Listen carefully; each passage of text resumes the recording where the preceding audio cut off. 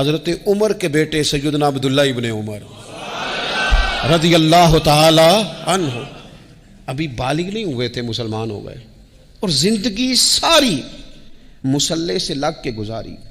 عبادت کی، ریاضت کی، تقوی، جد و جہد، معاملہ فہمی، جہاد۔ والد امیر المومنین ہیں، لیکن صاحبزادے کی خواہش ہے کہ مجھے فوج میں بھیجو، میں جہاد کرنا چاہتا ہوں، اور جہاد بھی سپہ سالار بن کے نہیں، سپاہی بن کے کرنا چاہتا ہوں۔ سب سے پہلی بات تو یہ تھی کہ علم و فضل بڑا تھا، صحابہ ان سے فتویٰ لیتے تھے، مسائل حج سب سے زیادہ حضرت عبداللہ ابن عمر جانتے تھے،